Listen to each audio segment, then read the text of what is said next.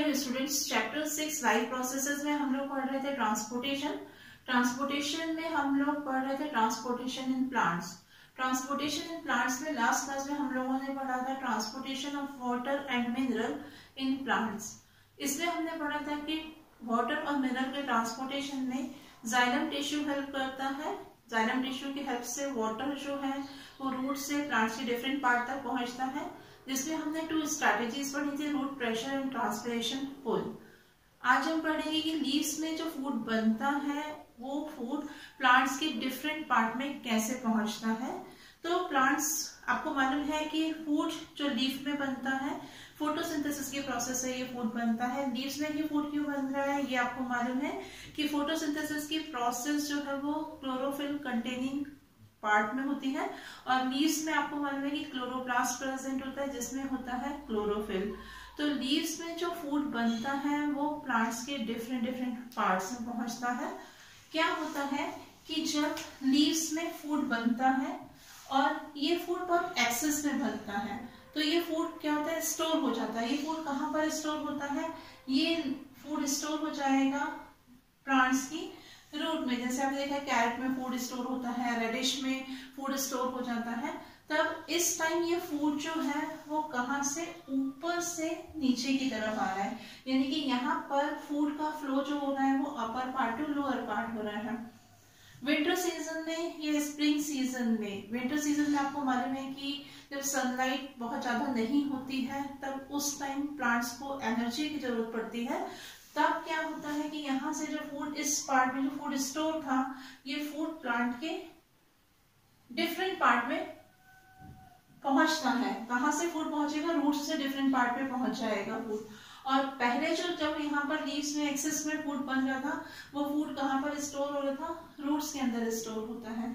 तो इस तरह से अगर हम देखें तो यहाँ पर जो फूड होता है इसका ट्रांसपोर्टेशन दोनों साइड होता है, अपवर्ड डायरेक्शन में भी होता है और डाउनवर्ड डायरेक्शन में भी होता है। हमने जब transportation of water and mineral पढ़ा था तो हमने पढ़ा था कि वहां पर ओनली यूनिडायरेक्शनल फ्लो हो रहा था। वाटर जो है वो रूट से प्लांट के डिफरेंट पार्ट में पहुंच रहा था।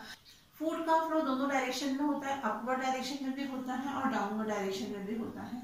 या हम बोल सकते हैं स्प्रिंग सीजन में जब बर्ड्स फॉर्म होती हैं, फ्लावर बनते हैं, तब वहां पर फ्लावर की ग्रोथ के लिए, बर्ड की ग्रोथ के लिए एनर्जी की जरूरत पड़ती है।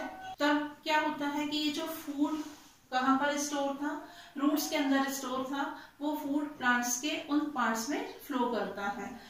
इस तरह से यहाँ पर फूड का फ्लो जो है वो दोनों ही डायरेक्शन में हो रहा है। अब ये प्रोसेस जिसमें कि फूड का ट्रांसपोर्टेशन होता है, इस प्रोसेस को हम बोलते हैं ट्रांसलोकेशन।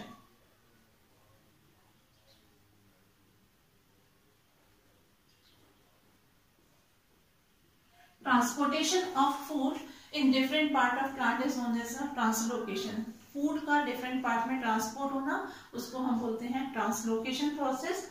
ट्रांसपोर्टेशन प्रोसेस में जो टिश्यू हेल्प करता है वो टिश्यू होता है फ्लोएम, और हमको मालूम है कि फ्लोएम 4 टाइप की सेल्स से मिलकर के बनता है। फ्लोएम एक कॉम्प्लेक्स परमानेंट टिश्यू है।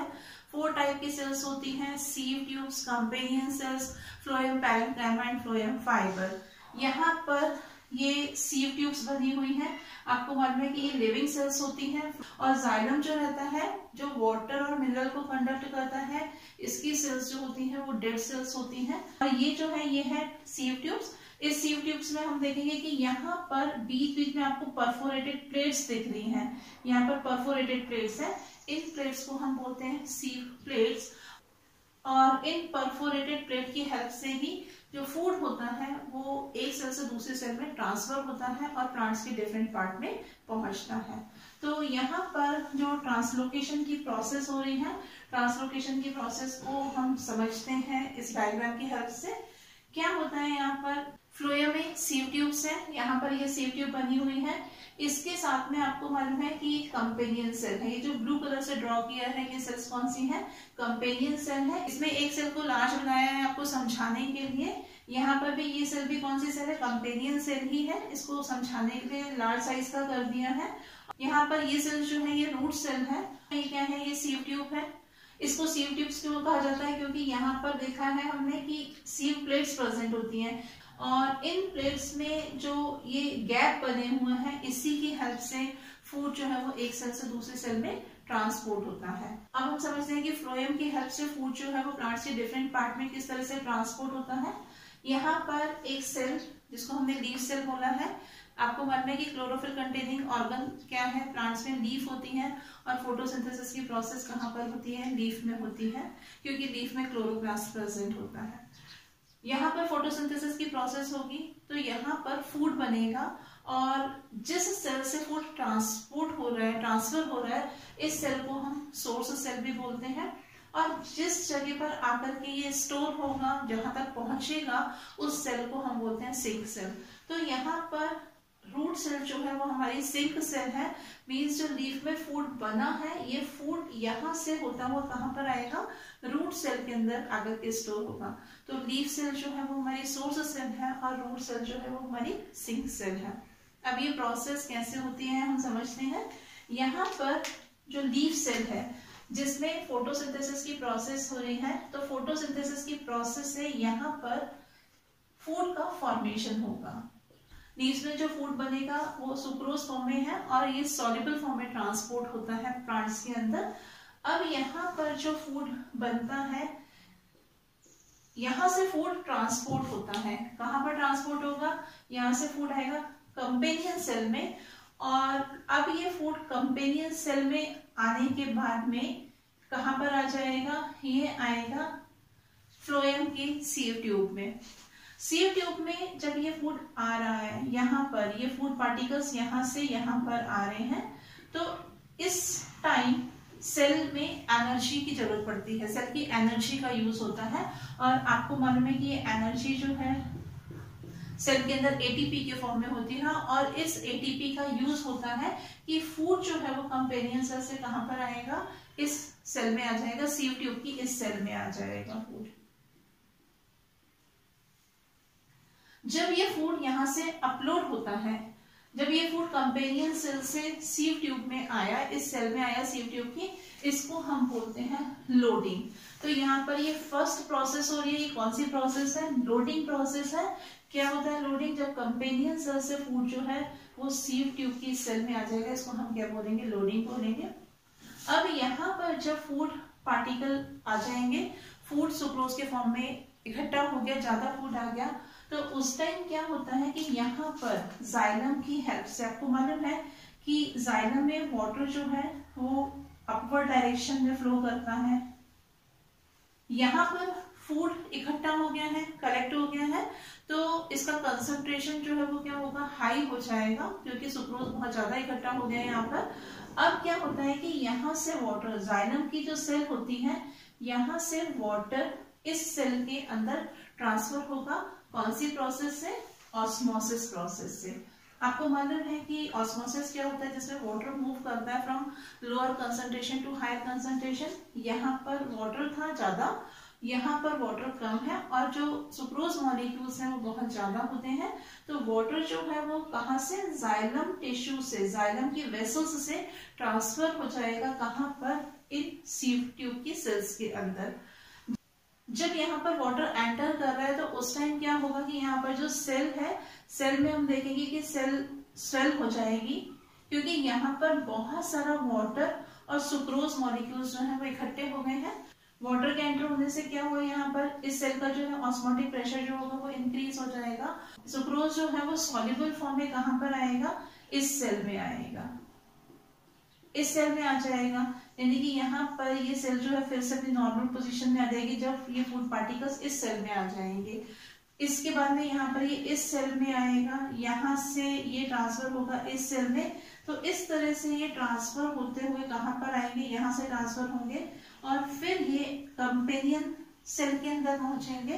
कंपेनियन सेल से होते हुए कहाँ पर आ जाएंगे, रूट सेल के अंदर। यहाँ पर जो सुक्रोज मॉलिक्यूल्स थे वो कहाँ पर पहुंचे, या इस सेल से इस सेल में, यहाँ से इस सेल में, इसके बाद में यहाँ पर ये इस सेल में आए, यहाँ से इस सेल में, और इस सेल से कंपेनियन सेल में, और कंपेनियन सेल से होते हुए कहाँ पर आकर के ये क्या हो जाएंगे, रूट सेल के अंदर आकर के ये स्टोर हो जाएंगे। ये सिंक सेल थी। क्यों कहा इसको सिंक सेल? क्योंकि ये रूट सेल में स्टोर हो रहे हैं, और रूट सेल को हम सिंक सेल क्यों बोल रहे हैं? जहां पर फूड स्टोर होता है ट्रांसपोर्ट होकर के, उसको हम बोलते हैं सिंक सेल। लीफ से होता हुआ जो फूड है, जो सुक्रोज के फॉर्म में है, सॉल्युबल फॉर्म में, ये कहाँ पर आ गया? रूट सेल के अंदर आ जाएगा। अब क्या होगा यहाँ पर हमने देखा कि वाटर जो जब ट्रांसपोर्ट हुआ था यहाँ से, तो इस तरह से जो फूड का फ्लो हो रहा है, इस फ्लो को हम बोलते हैं बल्क फ्लो। इसके बाद में हम देखेंगे कि यहाँ से जो फूड था वो कहाँ पर ट्रांसपोर्ट हुआ? रूट सेल के अंदर ट्रांसपोर्ट हो गया, रूट सेल के अंदर आ गया। इस प्रोसेस को हम बोलते हैं अनलोडिंग। तो यहाँ पर ये प्रोसेस जो थी, ये फर्स्ट प्रोसेस थी, जिसको हमने क्या नाम दिया था? लोडिंग प्रोसेस कहा था। यहाँ से वाटर जो है वो इस सेल के अंदर ट्रांसफर हुआ था, इसको हमने ऑस्मोसिस नाम दिया, ये सेकेंड स्टेप था। यहाँ से बल्क फ्लो हुआ, थर्ड स्टेप, और इसके बाद में जब फूड यहाँ पर आ गया तो ये फोर्थ स्टेप, यानी कि ये कौन सी प्रोसेस हुई? अनलोडिंग की प्रोसेस हुई। और इसके बाद में यहाँ पर वाटर, जब फूड यहाँ से इस सेल में और यहाँ पर आ जाता है, तो वो वाटर जो होगा वो फिर से जाइलम में वापस आ जाता है। लीफ सेल जो है, ये सोर्स सेल थी, इनमें फोटोसिंथेसिस की प्रोसेस हो रही है, फूड बना इसमें। ये फूड कहाँ पर ट्रांसफर हुआ? कंपेनियन सेल में। कंपेनियन सेल से ये फूड कहाँ पर आया? सीव ट्यूब की सेल्स में। और अभी हमने पढ़ा कि यहाँ पर जब फूड आता है इस सेल से इस सेल में, तो क्या होगा? एनर्जी का यूज होगा। एनर्जी किस फॉर्म में होती है? एटीपी के फॉर्म में होती है सेल्स के अंदर। इस एनर्जी का यूज होता है। और जब यहाँ पर ये सुक्रोज के मॉलिक्यूल्स आ गए हैं, सॉल्युबल फॉर्म में है ये, तब इस टाइम इस सेल का कंसंट्रेशन जो होगा वो क्या होगा? हाई हो जाएगा। हाई कंसंट्रेशन होने की वजह से यहाँ का कंसंट्रेशन कैसा हो गया? हाई हो गया। हाई कंसंट्रेशन होने की वजह से जाइलम से वाटर जो है वो इस सेल के अंदर आ जाएगा ऑस्मोसिस प्रोसेस से।